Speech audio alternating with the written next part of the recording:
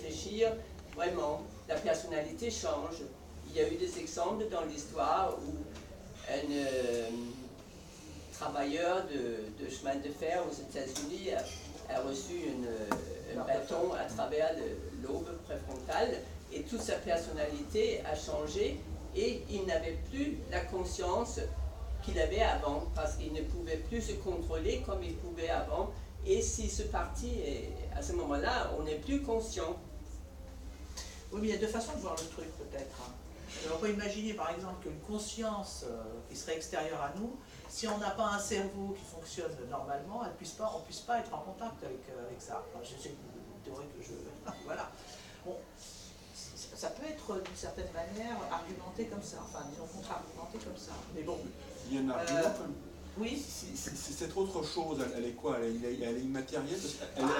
Elle serait peut-être extérieure à nous, j'en sais rien. Moi, c'est des idées qui sont développées par quelques... Parce qu'on ne peut pas le vérifier.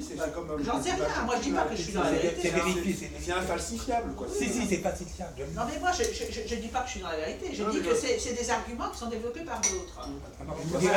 Par récepteurs pour pouvoir être en contact avec... Je vais vous donner les arguments tout à l'heure, la parole est à Jacques, je crois. Non, la parole n'est pas à Jacques, la parole est à Michel. Michel. Rapidement, Francis, moi je relève les yeux, je vois le plafond, désolé. Non, mais, donc, non, mais voilà. C'est tellement simple. Il suffit de lever les yeux. C'est tellement simple que vous êtes tous noyés. Mais non, mais attends. Attends, je m'écrabouille pas contre le mur, mais si tu carmes la totalité, tu crois en Dieu. Mais tu l'appelles comme tu veux, l'autre. Moi j'appelle Grand Cosmos. Appelle-le comme tu veux, mais c'est croire en Dieu. C'est magnifique. Bon, enfin bon. Bref. Alors, j'ai calculé son volume. Alors j'ai calculé le volume de Dieu. Voilà, c'est le volume de Dieu et qui je m'en fiche. Voilà. Mais non, mais appelle-le cosmos. Francis, c'est pareil. Vraiment dissipé comme à l'école. Si tu parles du grand tout. Mais tout le monde m'attaque. Moi je comprends pas. Moi je te donne la solution. Je t'ai noté Francis. Oui, vous allez voir. Et c'est argumenté. Attends, je reviens. Nadia, excuse-moi. Je reviens à l'arrière. Laurent, au fameux test que je ne connais pas très bien d'ailleurs, mais j'en ai entendu parler bien sûr, le fameux test de Turing. Donc, alors, moi j'ai l'impression que, je ne sais pas, mais ça ne fait que mesurer quelque chose qui se comporte comme un être humain, mais c'est tout. Mais en fait, pour moi, c'est du bidon. Par exemple, on sait que les singes, sans être péjoratifs, lorsqu'ils rient, etc., c'est qu'en fait, ils ne rient pas vraiment. La plupart, nous singent, c'est un jeu de mots. Donc on peut considérer que ce qu'on fait avec des singes qui nous singent, ça revient à ce que fait le test de Turing sur une machine. C'est-à-dire ça ne fait que vérifier si la machine fait ce qu'on lui dit de faire quelque part. Mais ça n'a aucun rapport entre le fait que ça soit un être humain ou pas, ou qu'il le consente ou pas. Le test de Turing, c'est pas une imitation d'être humain. Non, mais j'ai l'impression qu'on mesure la capacité d'une machine à se comporter comme un être humain. Pour moi, c'est du pipeau. Ou alors je me trompe. Non, pas d'aparté parce qu'on n'y arrive pas. Alors donc moi j'ai Jacques, alors pour ceux qui n'ont pas pris la parole encore, donc Jacques, Alain, Marie-Paul et Francis. Mais Marie-Paul n'avait pas pris la parole avant, donc on va peut-être lui donner d'abord la parole. Et Jacques aussi. Le problème de base de l'intelligence, de ce qu'on appelle, à tort ou à raison, l'intelligence artificielle, c'est qu'il y a deux types de recherches. Il y a des recherches qui visent simplement à reproduire ce que l'intelligence humaine fait, c'est le deep learning dont on nous a parlé, et il y a d'autres recherches qui pour l'instant n'ont pas abouti, mais qui sont quand même largement en cours, en tout cas au CNRS, qui vise en essayant, le problème c'est qu'on ne connaît pas bien le mécanisme de la conscience, je vais en revenir, de reproduire non pas le résultat mais le mécanisme. C'est tout à fait différent.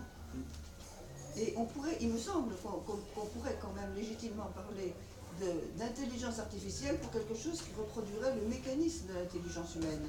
Alors que ce qui ne reproduit que les résultats, est-ce que ça a vraiment droit au nom d'intelligence? J'ai décrit partout, c'est pas... comment dire, c'est très banal ce que je suis en train de dire. Bon, par ailleurs, la conscience, il est vrai qu'il y a énormément de recherches là-dessus, déléguées par les physiologistes de tout poil, et il y a également des recherches qui ont été faites par les philosophes, en particulier de phénoménologues. Si on prend simplement le schéma de la perception, ça ne se borne pas à la vision. La vue va nous donner quoi? elle va nous donner des tâches, de couleurs, des informations, disons, dans différents domaines matériels, qui vont rester sans signification tant qu'une deuxième capacité du cerveau que von Brentano et Husserl ont appelé l'intentionnalité n'aura pas donné un sens à ces datas sensorielles. Donc l'intelligence c'est beaucoup plus compliqué que simplement la vue de quelque chose. Le cortex visuel, la façon dont ça fonctionne, c'est à la limite, il y a la partie qu'on pourrait qualifier de non intelligente, c'est-à-dire celle qui donne simplement les datas sensorielles, et puis tout le système qui va donner un sens. L'homme et l'être par qui le sens vient au monde. En dehors de ça, les choses en elles-mêmes n'ont aucun sens. Voilà, c'est tout ce que je veux dire. Alors la conscience est un problème extrêmement intéressant et qui tourne en boucle depuis longtemps. Ce qu'on ne sait pas, c'est ce qu'on appelle nous la conscience, nous humains, c'est le fait de pouvoir dire qu'on est en train de faire ça, on voit ça. Alors que il est évident que avant de pouvoir dire qu'on voit ça, il faut antérieurement déjà l'avoir vu. Autrement dit, il y a une première couche qu'on pourrait dire consciente, rien à voir avec la conscience des psychanalystes. Les neurophysiologistes ont démontré ça, c'est pas une invention, c'est ce qu'ils racontent au Collège de France, je suppose que c'est vrai. Il y a donc une première couche qui serait non consciente et qui, chez un certain nombre d'espèces, mais on ne sait pas au niveau de l'évolution de l'espèce à quel niveau apparaît la conscience. Est-ce qu'un ver de terre est conscient? Personne ne peut répondre à cette question. Les animaux, les grands mammifères paraissent conscients. Mais à partir de quand? La cellule primitive, paramissile, tout ce que vous voudrez, qui est capable d'avoir un comportement parfaitement adapté, donc qui, vu de l'extérieur, pourrait être qualifiée d'intelligent, alors qu'elle n'a pas de système nerveux du tout. Donc il y a des questions abyssales dans tout ça. Voilà ce que je veux dire. Bon, très bien. Alors donc j'ai Jacques, Alain, Francis et Maxime. Oui, alors comment on pourrait définir la conscience? Moi, a priori, je dirais que c'est la perception de la matière par l'esprit. Ça me paraît une définition possible de la conscience. Alors après, il reste comment est-ce qu'on peut différencier la matière et l'esprit? Alors a priori, je dirais que la matière, c'est quelque chose qui obéit à des lois, les lois de la physique, alors que l'esprit, c'est quelque chose d'insaisissable, qu'on pourrait penser a priori comme sans loi, peut-être. Alors il y a peut-être deux façons de voir les choses. Il y a le dualisme matière-esprit, deux entités indépendantes et interagissant entre elles. Et puis il y aurait une autre façon de voir les choses, qui serait de voir la matière comme quelque chose qui n'est pas, disons, défini de façon figée, mais quand on voit par exemple l'évolution des théories de la physique, on voit qu'il y a des théories de plus en plus précises. Bon, on a vu au départ la physique newtonienne, après il y a eu la relativité, par rapport à laquelle la physique de Newton apparaît comme une approximation. La relativité est plus précise dans certaines conditions. Après, il y a eu la physique quantique, ainsi de suite. Donc, en théorie, ça pourrait continuer comme ça à l'infini. Et de même, quand on voit la structuration de la matière, on a découvert successivement les molécules, les atomes, les particules élémentaires, les quarks. Et ça peut aussi continuer comme ça à l'infini, dans un emboîtement infini de niveaux d'organisation. Et d'où l'idée que peut-être l'esprit, ça serait en quelque sorte ce qui aurait au fond de cet emboîtement infini. Donc quelque chose qui se réduirait de plus en plus au fur et à mesure que la science progresse, que la connaissance de la matière progresse, mais peut-être sans jamais s'annihiler complètement. Alors, donc, est-ce qu'on peut faire un lien avec l'intelligence? Alors, est-ce qu'une machine finie peut avoir une intelligence illimitée? Alors il y a le théorème de Gödel qui peut apporter un élément de réponse à cette question. et qui dit que un système fini de règles, donc quelque chose qui peut être mis en œuvre par une machine, ne peut pas accéder à toutes les vérités mathématiques. Il y a forcément certaines vérités mathématiques qui lui échapperont. Alors que si on sort d'un cadre purement mécanique, on est potentiellement illimité. Il y a peut-être aussi un aspect de l'intelligence dont on n'a pas parlé, il me semble, que c'est une capacité à percevoir des régularités. Ça rejoint un peu la compression de données, c'est-à-dire arriver à percevoir qu'il y a un certain schéma régulier. Donc ça rejoint un peu la conceptualisation dont on a parlé, je crois. Et alors bon, c'est un peu ce qui se passe en mathématiques, quand on a une théorie, un système formel qui essaie de formaliser un certain domaine des mathématiques.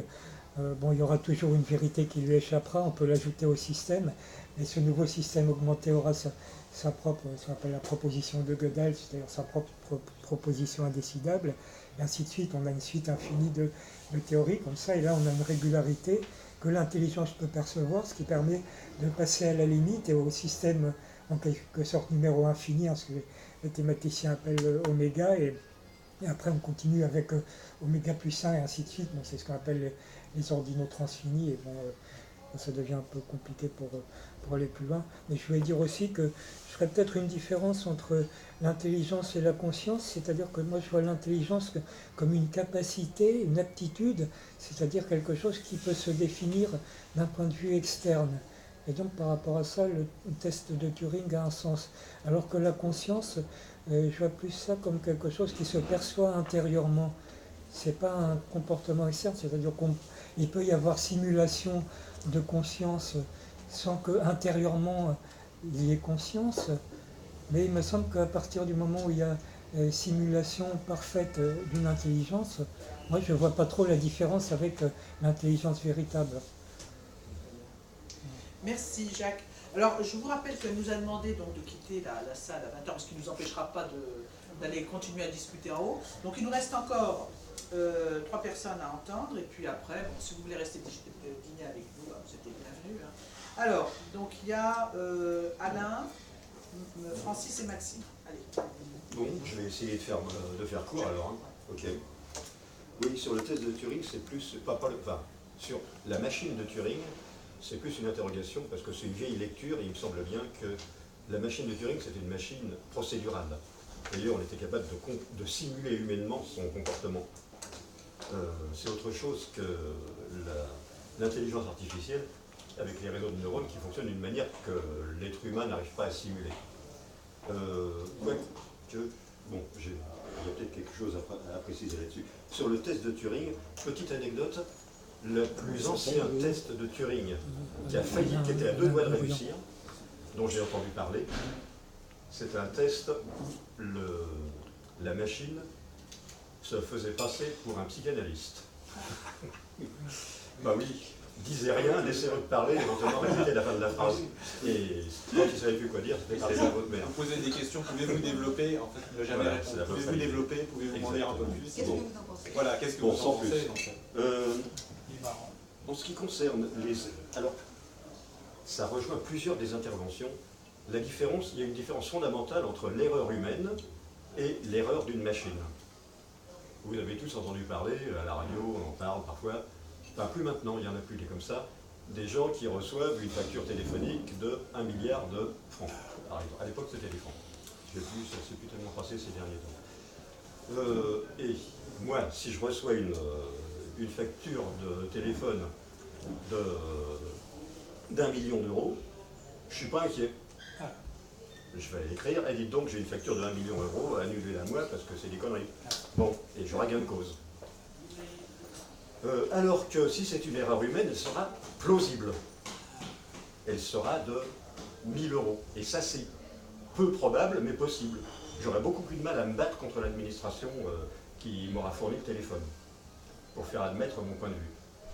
Mais ce qui pourrait se passer, si un jour des machines prennent le pouvoir, c'est qu'elles fassent des erreurs aussi énorme qualitativement, c'est-à-dire 1 milliard pour la facture de téléphone du mois dernier, et que là on n'y puisse rien. C'est quand même elle qui décide. Effectivement, il y a là une question. D'où l'intérêt de ce que disait une intervention précédente sur les recherches dans lesquelles on essaye de faire imiter par la machine la manière dont le cerveau humain, ou le cerveau animal, ou les cerveaux biologiques fonctionnent. C'est peut-être intéressant, effectivement. Alors maintenant, sur la,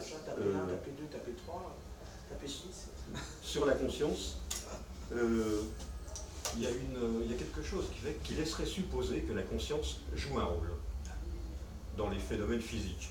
C'est pas sûr, c'est pas une démonstration. Ça induit l'idée. Donc c'est d'abord que je vous explique un truc. Personnellement, philosophiquement, je suis matérialiste.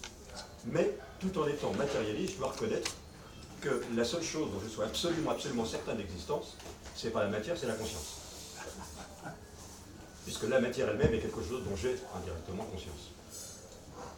Et là, je pense à une affection qui s'appelle la cécité je crois que ça s'appelle la cécité neurologique. C'est-à-dire que les gens ont la rétine qui fonctionne parfaitement, les yeux, aucun problème, mais ils sont quand même aveugles. Et il y a quelqu'un qui a fini par inventer un traitement. Très intéressant, comme il a eu l'idée d'amener la personne qui était aveugle de cette façon-là dans une pièce obscure, et il lui a dit, voilà, juste devant nous, à 30 cm devant votre nez, je tiens une petite lumière ponctuelle, une LED, en quelque sorte. Bon. Et vous la voyez? Ben non. Bon, d'accord, vous ne la voyez pas, mais ça fait rien, je vous demande quand même de la suivre des yeux. Il la fait bouger, et le patient suit des yeux. À la fin, ça finit par déboucher sur une thérapeutique. C'est intéressant, ça veut dire qu'il n'en a pas conscience. Mais le phénomène marche quand même. Le cerveau fonctionne avec l'image, donc il n'a pas conscience. Ce qui veut dire que, alors c'est là que je voulais, s'il en avait conscience, alors il pourrait utiliser cette conscience pour prendre des décisions. Ah, là il y a un obstacle, là il y a un trou, il faut que je passe à côté et pas dedans, par exemple. Ici, peut-être que ça suggère que la conscience joue un rôle physique et n'est pas un épiphénomène. Oui, c'est un philosophe du début du XXe siècle qui s'appelait Théodule Ribot, qui disait la conscience est un épiphénomène, c'est-à-dire un phénomène qui n'a pas de conséquences. Bon. Très intéressant. Merci Alain. Tu avais encore autre chose à ajouter? Non. Alors, donc j'avais dit quoi? J'avais dit Francis. Hein. Mais voilà, bon, bah, ça va être rapide. C'est toujours très rapide. Donc, le principal problème, c'est la cosmologie. Si on ne comprend pas la cosmologie, on ne comprend rien du reste, c'est tout. Et c'est tellement vrai ce que je viens de vous dire, c'est que je propose à notre ami ici présent un petit programme dans lequel on va fabriquer un petit calculateur tout bébête qui va résoudre les problèmes de la cosmologie. C'est-à-dire, c'est le domaine le plus simple. On vous a dit c'est le plus compliqué, c'est ça l'erreur de base. C'est le plus simple. Alors je donne un exemple que j'ai déjà répété 1000 fois ici, mais personne évidemment n'a refait le calcul. Avec 3 constantes universelles, il suffit d'enlever le C parce qu'il est trop lent, on déduit directement le demi-rayon de l'univers, l'horizon de l'univers. 13,8 milliards d'années. Ça m'a pris 3 minutes. J'ai regardé ton truc. Oui. Ne dis pas que tu as regardé, j'ai regardé. Sur Internet. Oui, alors, est-ce que tu confirmes? Eh oui. Bon, mais il y en a un que personne n'a regardé. Bon, il y en a un qui confirme. Bon, ben, il y en a un dans le tas, mais c'est quand même dramatique que je vous ai expliqué. Je me tue à vous expliquer. Du coup, il a bien fait de venir avec le programme. Le programme va vous torcher la cosmologie, grâce à lui. Hein, on va prendre contact. Mais il y a Ah oui. Parce que. Pardon? Il reste une personne. Oui, ben attends, je vous ennuie là, je vous embête Non, mais il beaucoup. faut qu'on termine à vite. Non, mais j'ai pas fini parce que depuis qu'on s'est pas revus, figurez-vous que je suis parti 3 semaines en Turquie. Écoutez bien ce que je vais vous dire. Et j'ai continué à faire l'analyse dimensionnelle, c'est-à-dire la combinaison des constantes universelles. Et qu'est-ce que j'ai trouvé? Par deux fois, j'ai trouvé le même temps. 10 puissance 57 secondes. C'est ce que je cherchais depuis le début. On a la périodicité de l'univers. C'est-à-dire en 10 puissance 57 secondes, on sera tous là pareil, avec les mêmes gestes. Non, c'est sérieux, hein. C'est-à-dire que je savais, j'avais déjà démontré que l'univers était un calculateur, et maintenant j'ai la périodicité du calculateur. Tout est défini, tout est calculé, il n'y a pas de libre arbitre, on est des robotiques, Et qu'une fois que vous aurez compris ça, et on va le confirmer avec notre ami, hein, on va prendre des coordonnées. Une fois que vous aurez, parce qu'on va montrer qu'un petit programme à la con va résoudre tous les problèmes de la cosmologie. Mais non, mais rigole. C'est sérieux. Parce que pourquoi faire simple alors qu'on peut faire compliqué? C'est ça que votre discussion, c'est ça. Il faut carrément partir du haut. Bon, alors, de toute façon, j'ai une question à te poser, Francis. Alors, non, mais rapide. Hein. C'est fini, là. Bon, rapide, mais tu sais. Alors, pour toi, la conscience, c'est quoi? L'intelligence, c'est quoi? Pilotage grand cosmique. D'accord. Donc, c'est le cosmos, en fait. Évidemment. Et il n'y a pas de libre arbitre. C'est clair comme zone roche. Tu vas donner des coordonnées. Tiens, marque ton...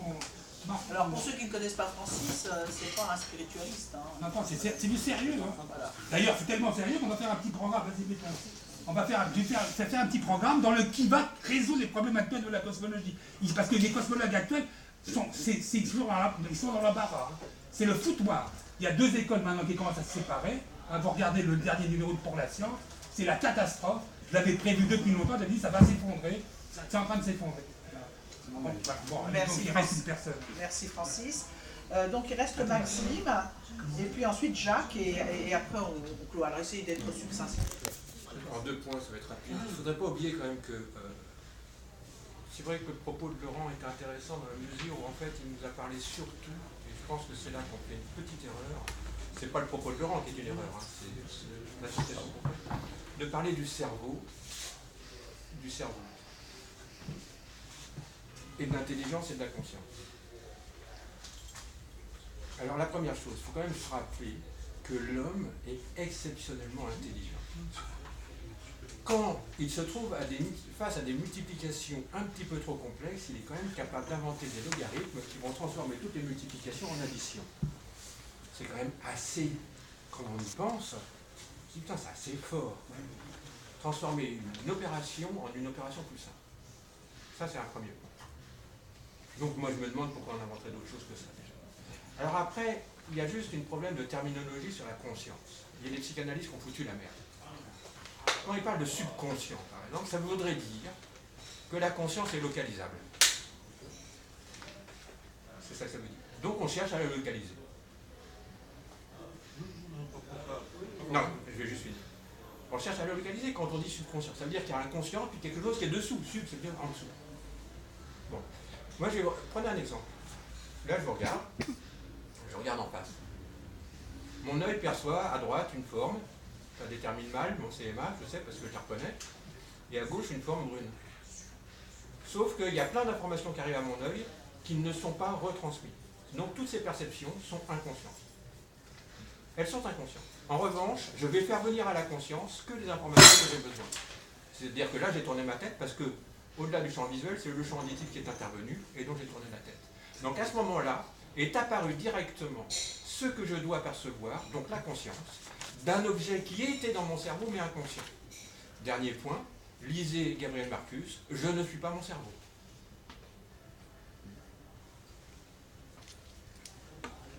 Ça veut dire quoi?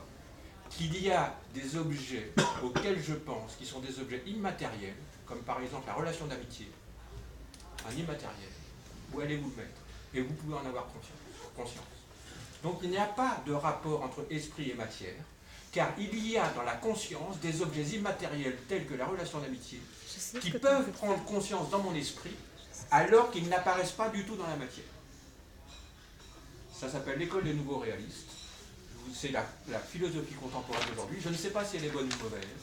En tout cas, c'est des interrogations d'aujourd'hui. Merci Maxime. Jacques? Bon, moi, en une parenthèse, combien est-ce qu'on peut installer d'entrée sur un neurone formel maximum? Le plus grand réseau de dans un réseau de neurones, chaque neurone peut recevoir combien d'entrées d'autres neurones? D'entrée, moi j'en ai vu avec plusieurs dizaines de milliers. Quand même. Oui. Donc autant que les neurones biologiques. Oui. D'accord. Bon, C'est moi une ce que je histoire voulais... de capacité de calcul de la machine. Enfin, tu peux en mettre autant, tu peux en mettre 1 million. Ok. Au besoin, on rajoute des couches. Oui, moi ce que je voulais dire, c'est que, en fait, on se pose la question de la conscience. Enfin, je considère que l'intelligence, ce qu'on appelle à tort, à mon avis, l'intelligence artificielle. C'est un outil qui, au lieu d'être un outil matériel qui permet d'enfoncer un clou quand c'est un marteau, de retirer le clou quand c'est une tenaille ou un rabot qui rabote une planche, c'est un travail intellectuel. Commençons avec Pascal et sa machine à calculer. Un travail intellectuel, et bien il y a une machine qui est capable de le faire. Bon, après il y a les thermostats qui sont capables de décider d'interrompre ou de rebrancher un courant électrique quand la température dans le frigo monte ou descend. Et arriver à ce qu'on appelle l'intelligence artificielle, il faut considérer que ça n'est quand même qu'un outil. Et c'est pour ça que tout à l'heure, quand je posais la question de motivation, un outil, il est fait pour servir. Ce service, ce n'est pas une motivation. C'est celui qui s'en sert qui a une motivation. Donc, aussi loin qu'on aille, et on est capable de faire des tas de... Aujourd'hui, Laurent a cité les diagnostics médicaux. On peut effectivement, aujourd'hui, grâce à ça, quand on fait une opération sur un cancer, avoir une plus grande garantie d'enlever toutes les cellules cancéreuses et que les cellules cancéreuses grâce à ces calculs. Bon, le diagnostic médical, il y a des articles de journaux que vous lisez tous les jours qui sont écrits par des ordinateurs. On leur a donné les données spécifiques, les résultats sportifs par exemple, et l'ordinateur raconte tout le reste, ça remplace avantageusement un journaliste, il n'y a pas de RTT, etc., etc. On s'en sert tous les jours dans tout un tas de domaines, mais ce ne sont que des outils. Et quand on se pose la question de conscience, là on s'en va justement dans ce que j'ai dit tout à l'heure, l'espèce de peur, on va être dominé par la machine, on va être dominé par les robots, ils vont prendre le pouvoir, etc. Effectivement, l'intelligence artificielle, on peut lui déléguer le droit de prendre des décisions. Mais la décision de mettre en application ces décisions, je ne pense pas qu'on puisse lui donner, parce que quand tu parles de la voiture autonome, on en est là justement à se poser la question, si la voiture autonome doit choisir entre écraser une vieille dame ou tuer son conducteur en allant dans le mur, qu'est-ce qu'elle va décider? C'est pas la machine qui va décider ça. On va lui coller des algorithmes qui vont permettre de... Pour le moment, on n'a pas résolu le problème. Mais enfin, la responsabilité de la machine n'existe pas. Et quand il y a des erreurs dans un algorithme, l'erreur vient de l'humain qui a fabriqué cet algorithme. Donc, de toute façon, en dernier ressort, l'homme est responsable. Et il est responsable parce qu'il a une motivation. Et toute cette intelligence artificielle, il faut garder à l'esprit que ce ne sont que des outils ultra perfectionnés, merveilleux, extraordinaires. Moi, je trouve ça magique. Quand je parle dans le micro et que le machin s'écrit sans faute d'orthographe, enfin, le plus souvent, moi, je suis ébloui, je trouve ça formidable. Mais ce n'est qu'un outil. Donc, c'est la question qu'on se pose à propos de la conscience, qui est la conscience réfléchie. Je sais que j'existe, je sais que je sais. La conscience morale, c'est bien, c'est pas bien, etc. Il y a tout un tas de sortes de conscience. C'est pas le problème de la machine. La question que je me pose, moi, alors évidemment tout ce que tu dis est raisonnable et n'importe quel être humain sensé tiendrait les propos que tu tiens. Il n'y en a pas tant que ça. Ouais.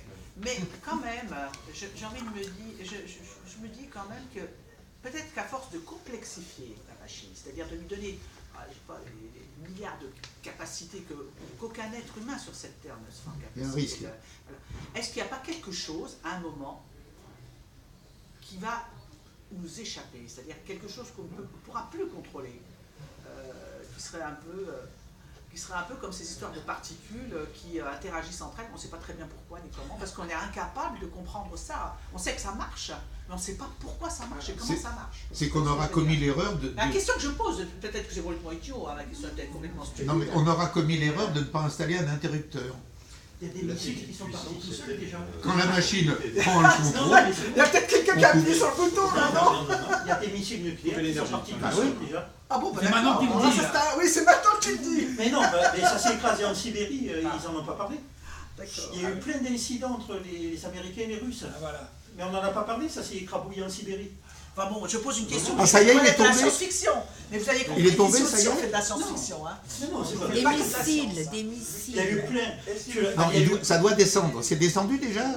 Non. Pendant la Ah non, j'ai cru que j'avais raté. Pendant la guerre froide, il y a eu plein de missiles qui se sont écrasés en Sibérie et réciproquement en Alaska. Ouais. Où ils ont écrasé, c'était les vrais accidents, où ils ont écrabouillé, ils sont... Oui, non, mais là, il y a un satellite Oui, mais qui ça est en se train de fait. descendre.